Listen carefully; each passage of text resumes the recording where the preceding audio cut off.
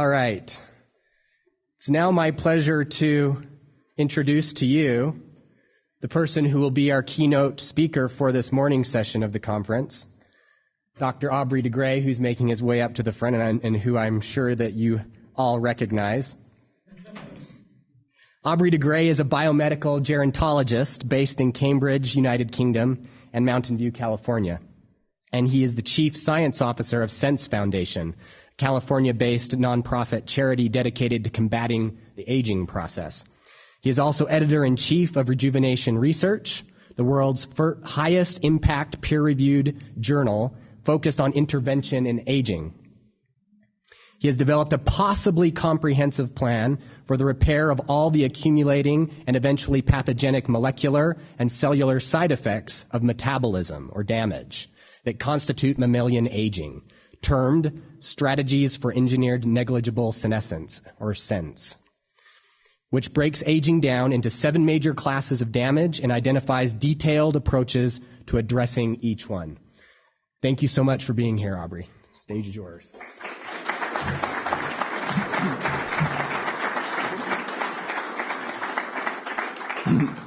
Thank you very much, Lincoln. That's a lovely introduction, and thank you all for coming. I'm delighted to be here. This is my first time at this conference. I have certainly learned quite a lot this morning. I didn't know there was such a thing as an atheist Mormon before. There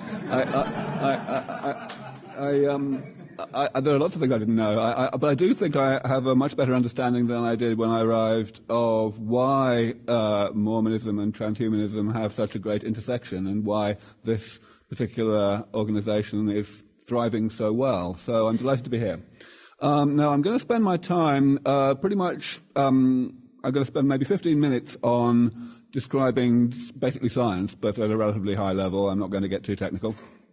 In other words, I'm going to talk about what Sense Research Foundation does and why we think it's going to work. And then I'm going to spend the rest of my time talking about, well, the title of my talk, really. Most of my remarks are going to be from a secular perspective, I guess. So I'm going to be talking really sort of ethics in general rather than from a particularly religious perspective.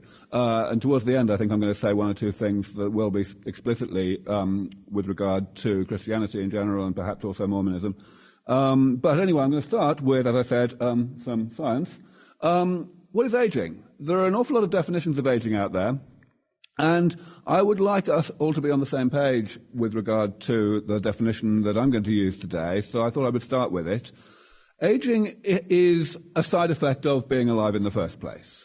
It is the accumulation of various types of damage in the body, damage that eventually, when it becomes too abundant, causes the diseases and disabilities associated with old age. And this definition is, it's a mechanistic definition, obviously, which is very important for this purpose. It also emphasizes that aging is a lifelong process. It doesn't start when you start going downhill. It starts before you're born. The accumulation of damage is a side effect of the normal operation of the human body, and therefore it starts when the normal operation of the human body starts. So that's an important thing to start with. So first of all, I'm going to explain why I have chosen to work on this problem. My early life wasn't as a biologist at all. I was a computer scientist. And I worked in that area for humanitarian reasons. I was interested in developing artificial intelligence because I thought that it was a great shame that people have to, spend their lives going down mines and serving hamburgers and all those tedious things when they could be instead, doing what we're good at and what we're made for, enriching each other's lives. But when I discovered at the ripe old age of about 28, 29, that hardly any biologists were actually interested in aging, I decided that I had to switch fields, really, because this was an even more important problem. There's not much use having all these machines to do all the tedious stuff for us if we're already dead. So, the key thing I want to explain here is that this is by far humanity's biggest problem, not just humanity's biggest medical problem. And here's a good way of describing why that is. If we accept that all aspects of age-related ill health are parts of aging, which we must accept, because any specific disease of old age, let's say Alzheimer's disease, is a disease of old age only because it is an aspect of the later stages of something that goes on throughout life. Okay, if we accept that we have to include all the diseases of old age as parts of aging, then anything that kills older people is death from aging. And that means 2/3 of all deaths worldwide, roughly 100,000 people every day out of the 150 or 160,000 that die each day. And of course, in the industrialized world, hardly anyone dies of malaria, and so, it's a much higher proportion, something like 90%. And it's extraordinarily expensive. Most of a typical person's medical expenses in their entire life is spent during the last year of their life, and that's whether they die at 60 or 70 or 80 or 110. And of course, it's not just the direct expenses, it's also, the indirect stuff, the fact that people are less productive when they have to spend time looking after their parents because their parents are sick. It's the fact that the elderly are no longer contributing wealth to society. And of course, the different expertise that older people may have that is less prevalent among younger generations. So, how are we going to fix this? Well, traditionally, there have been two major schools of thought, major approaches to combating aging. I'm going to call them the gerontology approach and the geriatrics approach. And they can be very clearly distinguished and sharply distinguished using the definition of aging that I've already given you. This metabolism, the normal operation of the body, causes this lifelong accumulation of damage, which is eventually pathogenic. What we can basically say is that geriatrics is about combating the pathologies of old age directly, beating on them just as if they were any other disease, like measles, for example. And that's really not a very good idea. In fact, it's not a very clever idea. Because the fact is, you're never going to be able to eliminate from the body something which is the consequence of something that you're not attacking. It's obviously just too late in the game. If the damage is continuing to accumulate, then any approach that attacks the consequences of that damage is going to become progressively less effective as the patient gets older. So this is essentially why the geriatrics approach, which essentially accounts for everything we have today in the clinic against the diseases of old age, is essentially useless. It's better than nothing, but it's very little better than nothing, and it never will be much better than nothing. So, of course, I'm not the first person to point this out, though I may be doing it in somewhat starker language than most people do. And many people for many decades have realized that prevention is better than cure in this case, and that we ought to dive in at an earlier stage of the chain of events and attack the process up here somewhere. And the gerontology approach consists essentially of saying, well, okay, since this damage is a side effect of metabolism, let us clean up metabolism. Let us try and slow down the rate at which the body creates these various types of damage in the first place.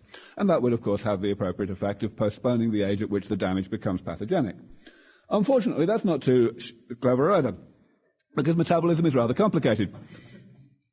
This here is a simplified diagram, for those of you who don't know, of a small subset of what we know about how the body works. And as you can see, it's a bit hairy, and it's completely idiotic to suppose that we might be able to actually tweak this thing, manipulate it so that it does substantially less of something we don't want it to do, namely the creation of damage, without having, undesired side effects, undesired consequences that we didn't expect that do more harm than good. It's just not going to happen for the remotely foreseeable future.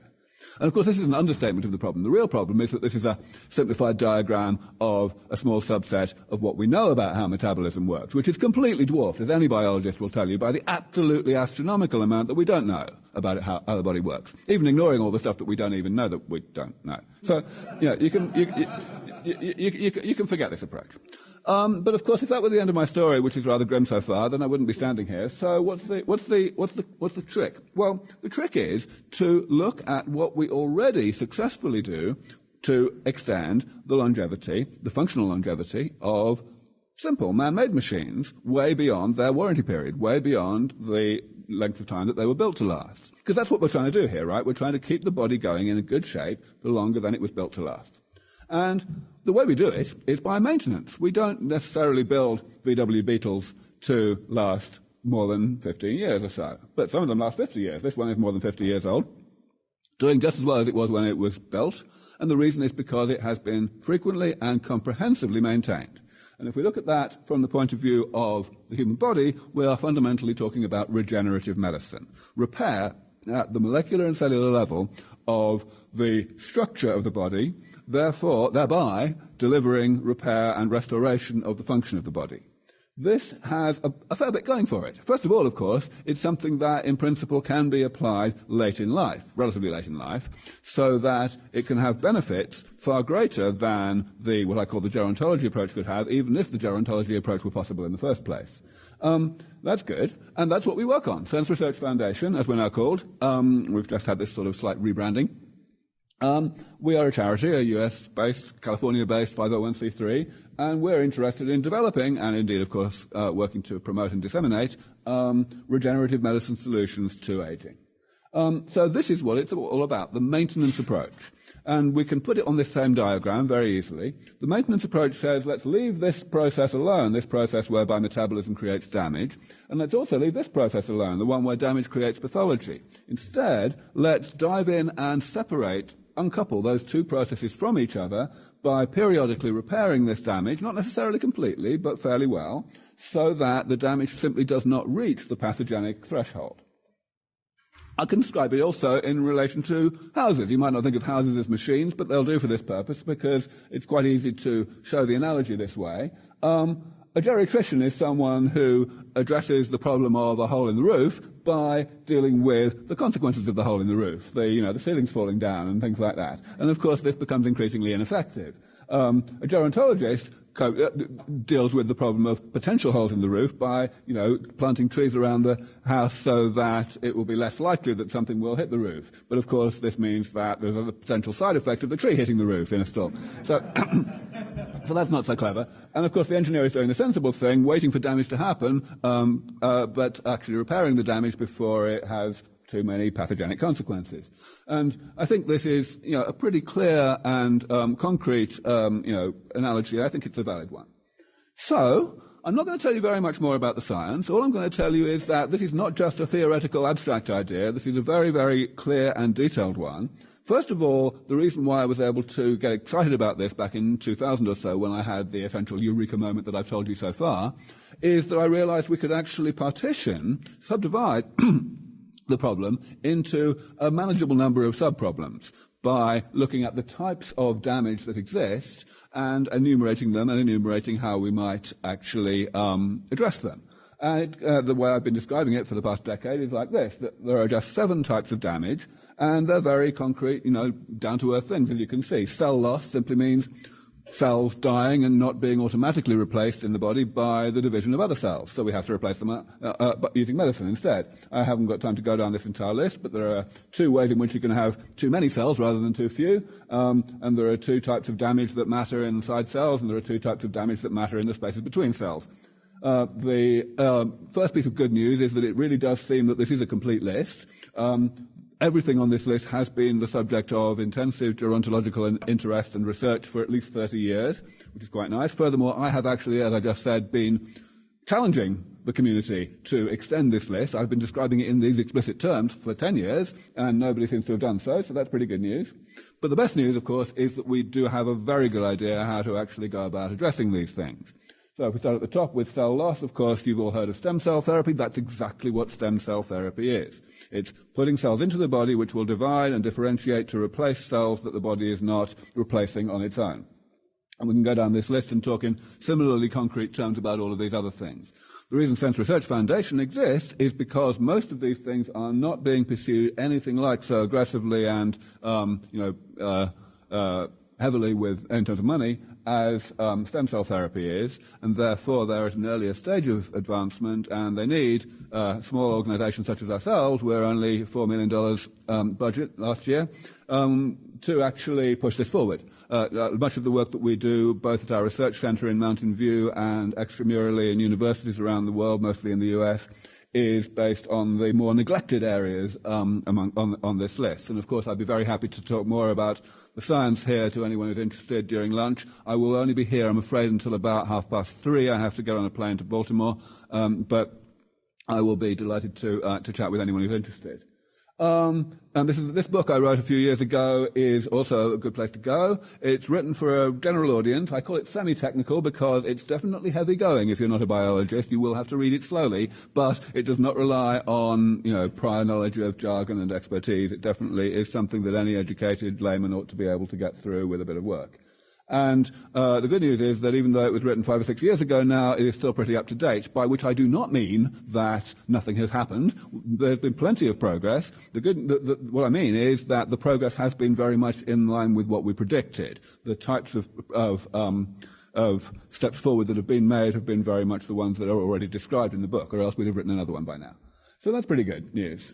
But as I said, for the rest of my time, I want to focus on on the issues surrounding the desirability of this work. And indeed, I want to put the case to you that not only is the crusade against aging a thing that's compatible with Scripture, but actually that it's mandated by Scripture, that it would be a sin not to do this. I'm going to start just with psychology, because it seems bleeding obvious, doesn't it? I mean, we're talking about preventative medicine for the diseases of old age, diseases that we are spending the most fabulous amount trying to treat at the moment very ineffectively. And, you know, that seems like a no-brainer. But unfortunately, it doesn't seem to be like that in most people's minds. Most people have a lot of difficulty seeing that the diseases of old age really are just indistinguishable, indivisible from aging itself. They think there's this thing, aging itself, which is somehow different and somehow natural and inappropriate to be addressed with medicine. It's complete bullshit. So, so I'm going to talk about this a little bit. First of all, why do people think this way? My view is that they think this way because they have to.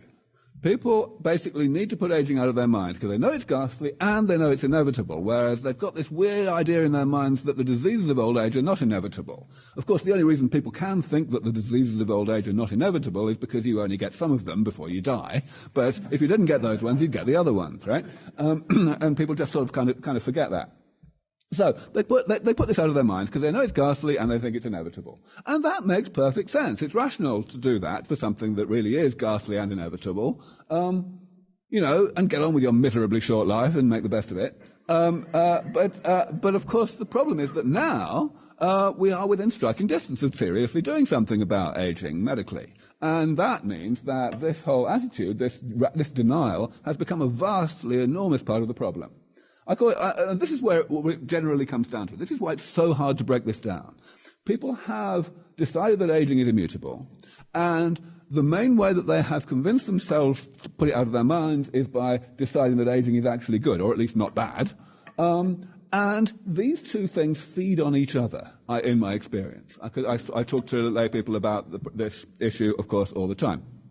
People essentially will, in so many words, they will say, yes, I refuse to think very seriously about the question of whether aging really is immutable or whether it might be attacked by medicine because, you know, who cares? It wouldn't be a good idea anyway. Aging is a good thing. But then the same people, in the same breath, will also be thinking and sort of saying, well, I actually refuse to think seriously about the question of whether aging is desirable because, after all, it's academic. We can't do anything about it. So, you know. So it's a bit ridiculous, and so much of my time is spent embarrassing people into pulling these things apart and addressing them individually. And I'm going to address the question of whether it's a good thing now. So these are some of the things I'm going to talk about: potential ethical issues of seeking to defeat aging. I'm going to go through 6 of them. Actually, I'm going to join 2 of them together, I think. But anyway, here we go.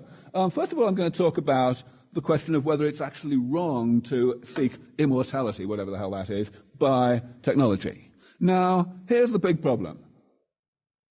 I'm not actually only proposing to extend the healthy human lifespan by 30 years. I think that these therapies that we're working on and that we want to work on and that I feel we have a good chance, maybe 50-50 chance of developing within the next 25 years or so, will deliver about 30 additional years of healthy life. And furthermore, the good news is that they will deliver those years to people who are already in middle age or perhaps even older at the time that those therapies arrive, because, of course, they are repair therapies, not just slowing down the accumulation of damage. So that's fantastic. But, as many of you may know, I have made a rather more extreme claim over the years based on the concept of longevity escape velocity, which essentially says that if we get those 30 years, or once we get those 30 years, therapies that can be applied to people who are, let's say, 60 and will rejuvenate them well enough that they won't be biologically 60 again until they're chronologically 90, then we've bought those 30 years to figure out what to do next. What to give to the 90-year-old when they come back, biologically 60, to re-rejuvenate them more thoroughly so that they won't be biologically 60 a third time until they're, let's say, chronologically 150. It turns out, when you delve into the details of this and you think about how rapidly technology would need to develop, this medical technology, in order for this to happen, it turns out that it's completely certain. It's vanishingly unlikely that we would fail to maintain longevity escape velocity once we get to the point of getting those first 30 years. In fact, even 30 is probably an over-conservative number. Even if we only got initially 15 years, I think we'd definitely be in the longevity escape velocity region. So that is good news. But what it means is quite a lot. It means that we are likely to live a lot longer. I'll come back to that in a second. If you think about the length of life that people live today, and you look at the causes of death, and you factor out the ones that are age-related, in other words, if you look at the risks of death that are not related to old age, and specifically if you look in the industrialized world, then you essentially find that people, well, less than 10% of people die of age-independent causes. And that means, broadly speaking, that if you eliminated aging, then people would live about 10 times longer. That's quite a lot longer, really. In fact, that's a rather conservative estimate for reasons that I may be able to come back to later. It's very likely that we would have at least 4-digit lifespans once we got rid of aging, and so long as we maintained longevity escape velocity, we wouldn't actually have to completely get rid of aging at the beginning, but the effects would be equivalent to if we had. So the question is, is this a bad thing? Should we regard this as morally equivalent to actual immortality as talked about in Scripture? And of course the answer is, of course not. Until 200 years ago, we already didn't have death from aging to speak of. Hardly anyone died of aging because they didn't have time. Aging at death had what you might think of as a radioactivity-like distribution. People had a half-life. Of course, there were differences. It was very bad to be age 0. You were particularly vulnerable then, things like that. But it was, broadly speaking, an exponential distribution. Today, it ain't like that. Hardly anyone dies until about 60. Almost everyone's dead by 100, so it's a sort of convex survival curve distribution. So what we're talking about is removing aging from the equation, and that essentially takes us back to the pre-medical era in terms of the distribution of ages at death. It goes back to being essentially a radioactive distribution. It's more stretched out than before. So the idea that this is in some sense morally wrong seems to be, pretty damn crazy. It's bizarre. This is how we were originally. I'm going to move on now to this idea, the idea that we might end up with extended ill health. So in other words, it will cause more suffering.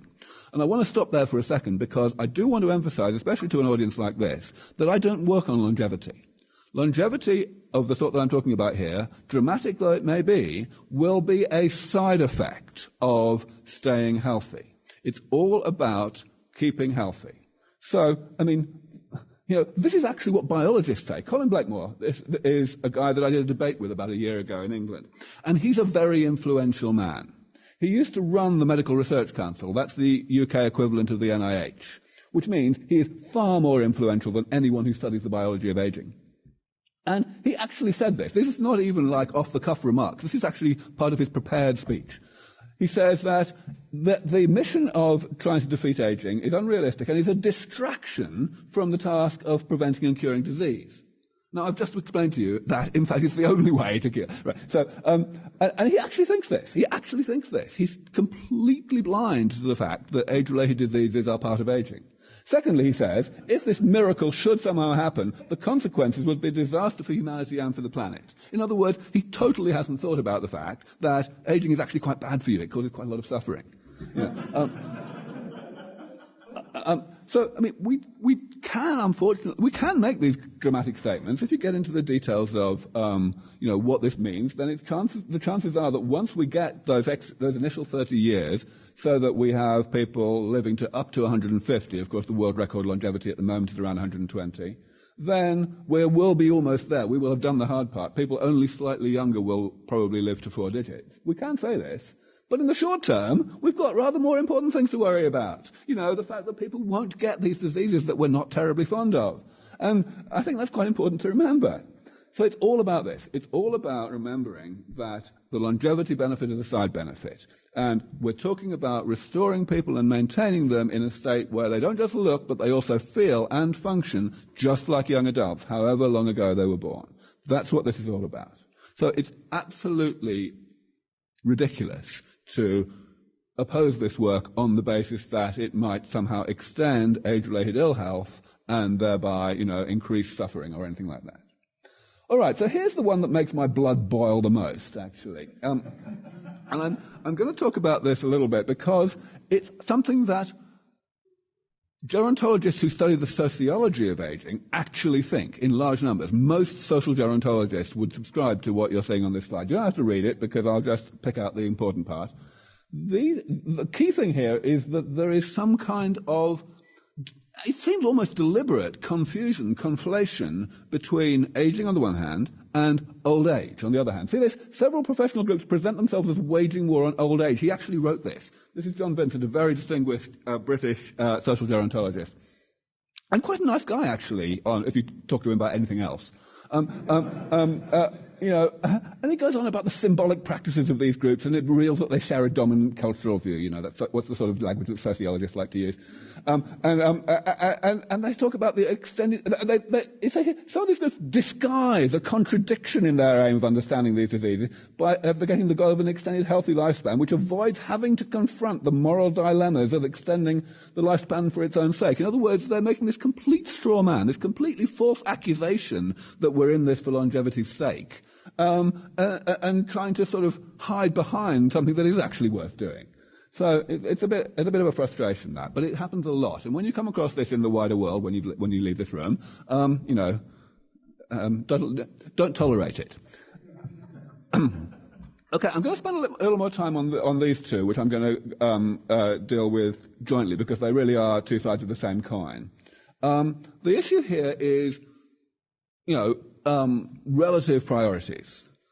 There are an awful lot of good causes out there, things that we ought to spend our time and our money on. The question is, which should we spend our time and money on? A lot of people will say, well, when we've cured malaria in sub-Saharan Africa and generally helped the disadvantaged sufficiently, then let's worry about dealing with the health and welfare of people who are already doing pretty well. I say that's bullshit. Because basically, first of all, there are a lot more people suffering because of old age than there are people even suffering from malaria and such like. And secondly, because the main reason for thinking this way is actually this down here, that people inherently aren't really convinced that this is even slightly possible, and therefore they don't really want to prioritize it. I think it's really important also to think about what we might call the discount rate, because when something is at an early stage in research, it, of course, by definition, is going to be a while before it actually benefits humanity. And therefore, one might say, well, okay, it's more important to do good now. And one could, interpret that as simply, you don't know whether the research is going to succeed. But one could go further. One could just say, well, people who are alive today matter more than people who will be alive in the future or will be in need of help in the future. I think that's dubious, personally. I think that's basically not true. Apart from anything else, we've got to consider the possibility of positive feedback. If we actually do even a little bit of good early on, we may be able to spur, more effort to do more thereafter because people will think it's more realistic. This is the real discount rate thing, though. Uncertainty. Intervening events may make the effort pay off less than expected. That may be because the research will fail, or it may be that the research will be found to be the wrong research, and something else will come along that works better. But really, none of this really adds up. You've got to work with the information you have, I think, and try and make the most of it for the benefit of humankind. GiveWell is an interesting agency that does evaluations of charities, and this is from an email that I had from the guy who runs GiveWell, Holden Karnofsky. He's very convinced that this is a good idea. He definitely thinks that, and he talks about life extension. He doesn't even talk about health the way I do, right? He thinks that this is a good thing, and he's using very diplomatic language here, basically saying, I'm not interested in this, but saying he thinks it will take us a while to come to decide whether he should be interested. is whether it represents the best use of funding when factoring in existing efforts and tractability. In other words, he hasn't read my stuff, he doesn't know whether it's actually going to work, and he doesn't really believe it anyway. Which is a great shame, but you've got to start somewhere and actually educate these people. This is something that another person working in this same movement, which is now called the effective altruism movement, generally evaluating whether particular causes are better uses of dollars than others. He says things like this: my house probably won't burn down this year, but I still buy house insurance. This is an important point to remember. Even if you think that there is a low probability of research to postpone or indeed eliminate the diseases of old age will succeed, if you think that probably won't succeed, let's say you even think it's only got a 1% chance of succeeding, so you divide the potential impact by 100, then it's still bigger than anything else, really. So, you can't really use that as an argument for not prioritizing it. This is an interesting statement by a very prominent ethicist, Peter Singer at Princeton, and he basically says the same thing. This is from the end of an essay he wrote just a couple of months ago that was very widely published, actually. I was very happy about this. As he says, even if there's only a small chance that I'm right, the huge payoffs make it a better bet than areas of medical research that are currently far better funded. That's the key thing that I think, if that idea can get out there, then we've got a much better chance of getting this work funded better. I think basically Karnofsky's position is something that it's very seductive to think that way. To think that you'd like to be able to evaluate these probabilities accurately and come to a conclusion, but we can't. We just know that we can't actually do so. So it's high risk, high gain is all very well. Even if you agree with that, if you know that your uncertainty of the risk, of evaluating the risk, is enormous, then maybe just, don't go there. Just do stuff where you can evaluate things more accurately.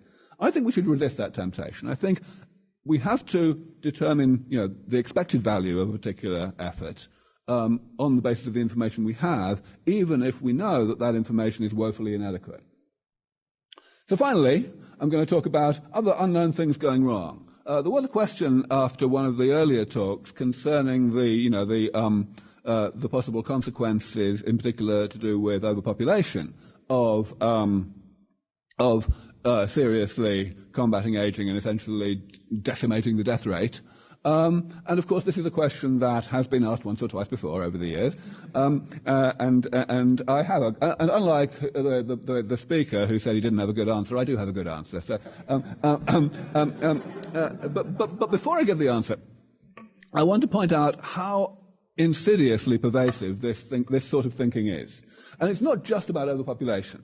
It's about general dystopic consequences of the defeat of aging. This is a blurb from a book that I can't remember even what the book's called, and that's good because I don't want to tell you.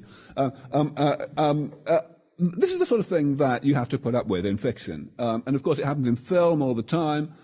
Imagine a near future where a cure for aging is discovered and made available to people worldwide after much political debate.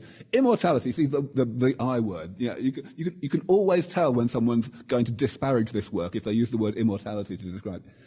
However, it comes with its own unique problems, including evil green people. Government euthanasia programs, you've seen probably Blade Runner and In Time, you get the idea. A disturbing new religious cult. You know all about that.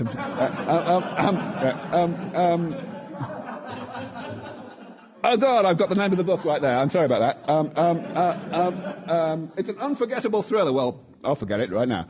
So this is what happens. But here's the point. If you actually put the faintest thought into the actual topic that we're talking about, you can immediately reject this sort of argument. It always comes down to the uncritical adoption of some particular assumption about what the future is going to be like, which, when examined even a tiny little bit, can be seen to be absurd. So let's just first of all talk about overpopulation. Now, one rather important thing about the elimination of aging, or indeed the elimination of death, is that people will still only get older at 1 year per year. Right, we're not going to have any 1,000-year-old people for another 900 years, whatever happens. Now, an awful lot happens in 900 years. In particular, an awful lot of technology happens in 900 years. And that's rather important to bear in mind here. we are not going to be surprised by this problem. This problem is going to happen progressively. And we're going to have the opportunity to use technological and other means, mainly technological though, to address it. However, let's first of all look at what the problem is. How many kids are people going to want anyway? Fertility rates, I'm sure you all know, have been going down worldwide. The United Nations predicts that at this point, as things stand, without the elimination of aging, global population will actually peak and start to decline around the middle of this century. Sure, that would probably be delayed if we didn't have death from aging anymore.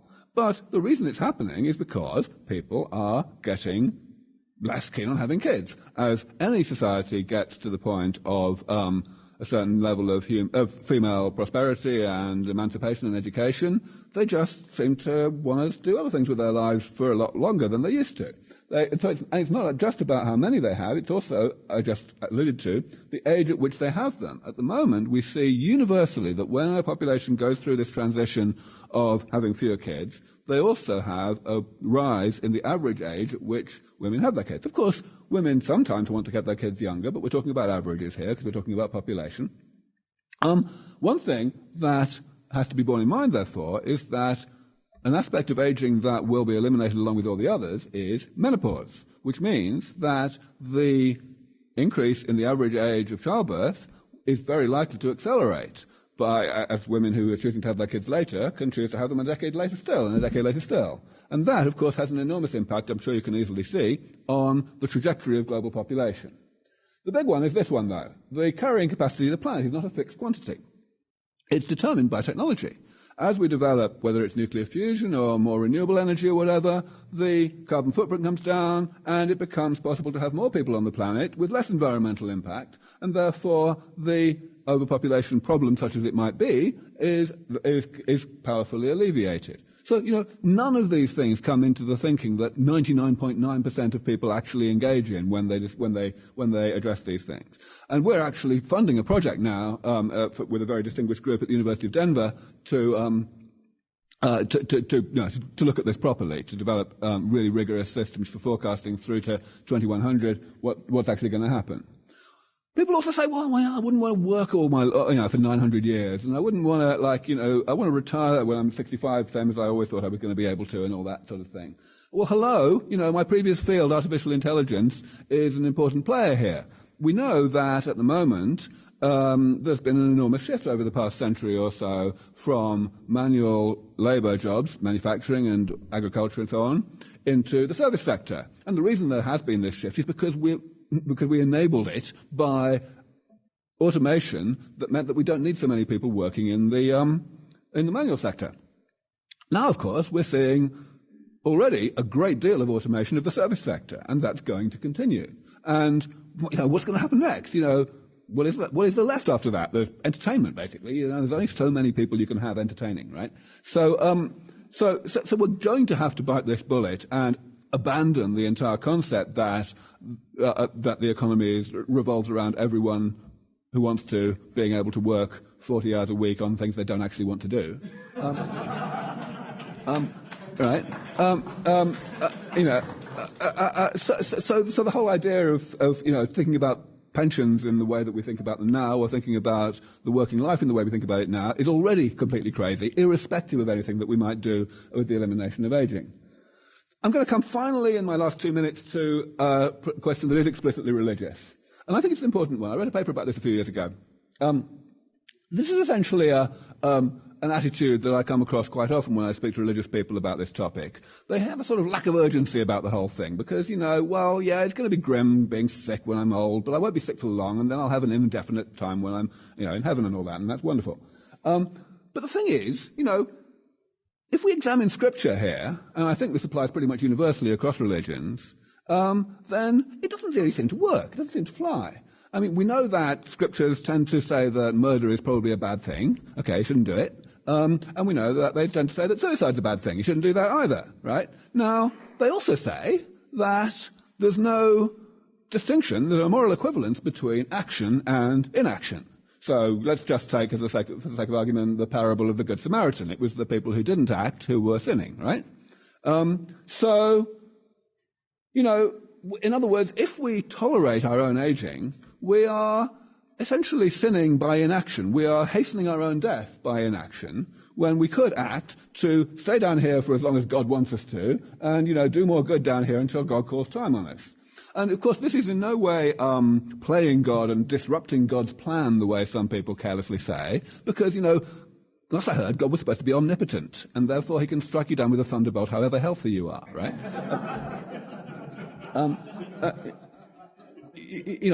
But above all, aging is bad for you. It causes an amazing amount of suffering, and therefore, defending aging, or even being ambivalent about it and not pursuing some contribution to the crusade against aging, is ultimately rejecting a chance to alleviate suffering. And that seems to me to be absolutely clear and present evidence that it's a sin not to strive to fix aging.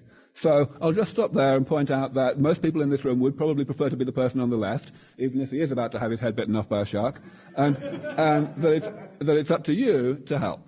I can't do this on my own. I'm a biologist, I'm doing the research, I'm orchestrating the research, but ultimately the research takes money. Money only happens with public support. Public support only happens with advocacy, and everybody can do advocacy. If you like what I've said, then don't just keep it to yourself. Go out and say it to your friends, to your colleagues, to your family. Make sure that this is increasingly adopted as a way of thinking that actually makes sense, and then this research will bear fruit sooner than it otherwise would. Thank you very much.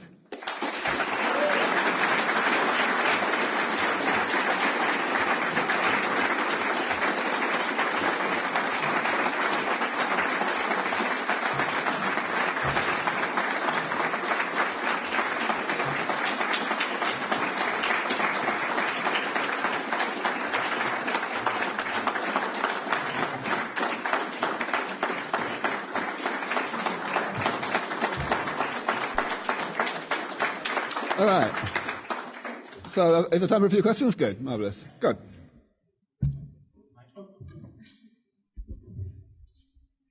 He actually wants to ask one as well. He wasn't just... Yeah. Great. Very, very, very poignant, and exactly why I think I want to run for office. So I got a two-part question. One is, how much of your funding currently is coming from government sources? I can answer that one quickly. None. We are actually in the process of trying to change that, but we're not holding our breath. At the moment, virtually all of our funding comes from philanthropy. And two, what came up to me was, once we achieve this and we have more time, we see often in tribal society, and then in just with people who are spoiled with the time, they get into a lot of trouble. And, they start wars when they're not harvesting. Have you put any thought as how we will prevent that? Okay, yeah, this is an excellent point, and I think one can definitely argue it both ways. My sense is that the strongest influence on people's inclination to violence and so on as a result of all this will be the opposite of what you describe, simply because violence involves risks to life. And the more you value your life, the less willing you are to put it at risk. So, arguably this would mean that people would actually withdraw from violence as the quantity of life ahead of them is increased, and therefore the value of life as they perceive it is increased. I think the evidence for that is quite strong in what we've seen in recent history. For example, country after country abandoning the death penalty and abandoning conscription into the army. For that matter, abandoning armed conflict, pretty much. The last time there was an actual armed conflict, a proper war between wealthy countries, was World War II. And that is actually the longest interval of time since the dawn of history that's been true. So this is pretty good news. And I think we can see certainly in more prosperous neighborhoods there's less violence. How come? It must be because people don't want to do it, really. So, I think your point about tribal societies is, however, an important one. It definitely bears more research.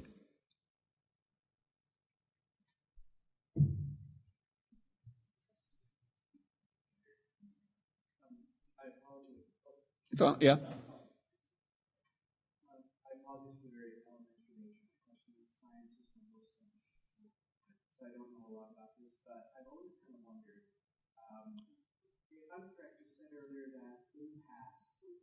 aging had barely to do with death. That's right. Hardly anyone died of aging because they died of other stuff first. Okay. So I've always wondered, in the Old Testament mythologies and stories, when it says that Abraham's wife had a child at 800 years old, do you take, or they lived for generations, lived for thousands of years? Is that literal, or is that, should we look at that as a spiritual? Is there some claim or some validity that maybe they did live that long? I haven't the faintest idea, but I do know that whether it's true or not, the way to go about restoring us to that, the state that is described there, or better, is one that involves simply biomedical research, and so it doesn't really change anything.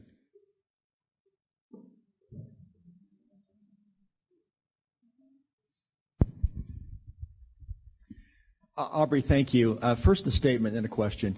I want to tie everything you've said to a very deep-rooted Mormon thought, and that is the Mormon ideology is to create a heaven on earth. Mm-hmm. One of the reasons that Salt Lake exists out in this 1850s desert is to begin that utopian city. And I'm just carrying that idea forward to create the utopia that you've described. Of course, we do it in terms of brotherhood, fellowship, liberating poverty. I think you're right. I just like to say I think you're right about that, and I don't think it's only the Mormon faith that feels this way. One thing that I ought to mention that's relevant here is that the precursor of Sense Foundation, the Methuselah Foundation, which was the first organization that I started back in 2002, the co-founder with me of that, David Goebel, is a Jehovah's Witness, and they, of course, have somewhat similar beliefs in that regard. Now my question, and it has a little hint of humor to it.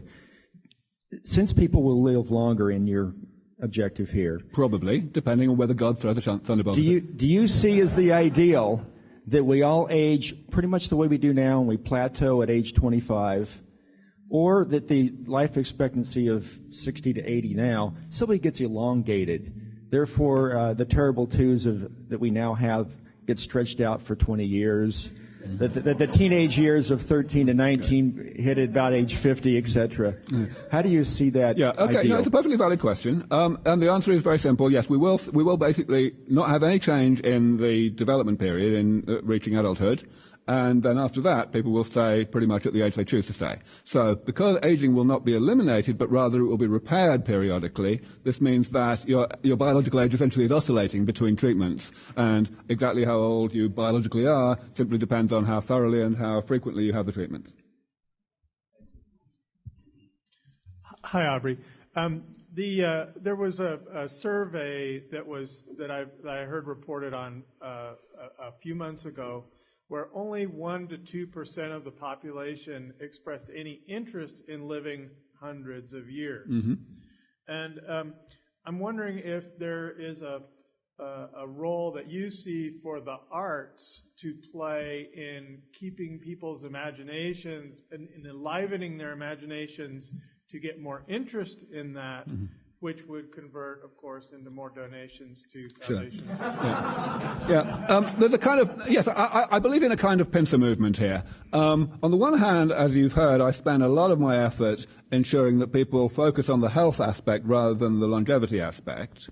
But secondly, I agree that if we could simply get people more comfortable with the longevity aspect, then that would sort of be a pincer movement. And this is important to do because, try as I may, I cannot stop journalists writing articles about me with the word immortality in the title. The fact is, journalists do like to sell papers and they do like to sensationalize this work. So sure, I mean, I am emphatically not an artist, so I do not know whether art, or indeed humanities in general, is really in a position to achieve what you describe. I certainly wish it were. My sense is somewhat pessimistic. I think it's no accident that films and books about a post-aging world tend to emphasize arbitrary dystopic storylines, because it just sort of it reinforces the pro-aging trance, so to speak, and thereby makes people go away comforted, and their views that aging is a good thing and that we shouldn't fix it are entrenched. And I think that happens simply because it sells, right? So it's all very well to create art that, or indeed books or films that tell the opposite story, but you've got to make them actually be, you actually got to get an audience for them, and I don't know how to do that. Hi, I have a comment. I think aging should be part of effective altruism, of course, and that effective altruism is maybe the most important meta idea in the world, and that includes considering things that seem strange to other people, like aging. And I noticed that you yourself, Mr. de Grey, posted a module, I think, on thinkthehighimpactnetwork.org. So you seem to know quite a bit about it. I know quite a few of the people in that movement, yes. That's okay, great. That's really cool. In fact, there are about 20 or so meetups, and I'd like to start one in Salt Lake City. And I thought the people in this room might be more likely to be interested. So watch out for that. My name's Adam Eisen, by the way. Excellent. I congratulate you, Adam. That's a very valuable thing to do. I think that this movement is still much too small and it could definitely benefit. We have a question from our online participants, and you mentioned sort of the headlines that you typically see in the media. What would be some of your preferred headlines for advocacy? Preventative medicine for aging is possible.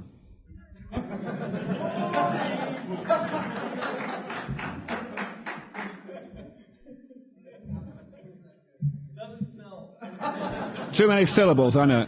Unfortunately, this needs to be the last question. He'll be around still during lunch. Yep. So please, this will be the last question for the whole group. First, I wanted to, of course, thank you for answering my question I couldn't answer.